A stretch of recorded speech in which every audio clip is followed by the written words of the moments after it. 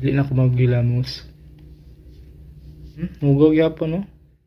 Na ako'y nakita sa TikTok ba ang kaning Gemilan exfoliating gel is na nag-comment dito sa iyang video na basin daw ang gel nga ginapahid bitaw diri sa ato or sa atong face is nagikan na po daw sa gel sa product, dili dead skin cells, dead skin ang nakuha. Gi-demonstrate dito yung gipakita nga nag-apply siya sa iyang face after niya cleanse siyang face, tapos yung gi-apply diri din wala makita nga residue sa iyang pag-apply diri meaning limpyo na iyang face diri, fully cleansed na bali ba kaya wala may residue nakita. So nag-sample po to siya na limot ako asa to nga part sa iya ha, inagkuan po siya, nag-apply din. Pag-apply niya na yung mga residue nakita. So first po ako pag-apply ani, ang ako pong nahuna is ang katong residue nga makita bitaw ninyo nga hinig rub nimo sa inyong face or hain sa inyong part or here pwede diri is maura sab sa product nara diri pero dili di ay kay when it comes using this ani pag imo siyang i-rub makita gid nimo ang residue or kada bitaw gitawag nila dead skin. So mag-try ta ani, hilamos na mo ginang buntag, but akong i-try sa akong face if naabay gihapoy ka nang makita ng mga residue or something nga na bitaw. Small amount lang para makita lang ninyo ba. Ato i-apply para dali ra ma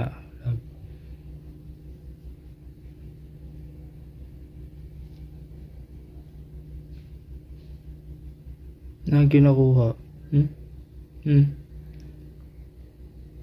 Hindi ma-focus para na diri few minutes lang i-rub din nyo para kita bitaw tong residue.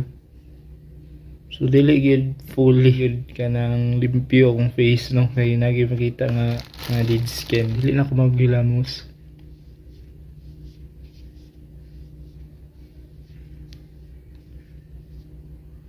Mugaw yapon no. So legit siya.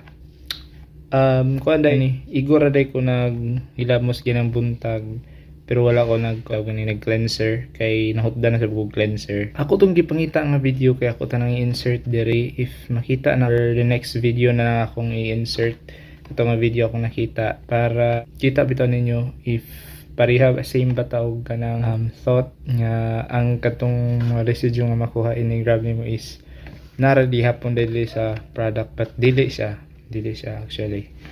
So I hope nakakuha siya nga review. So, ang kanina siya for bugason ka, para sa ako bugason ko gagmay lang gid akong mga bugas dire sa mga nalong.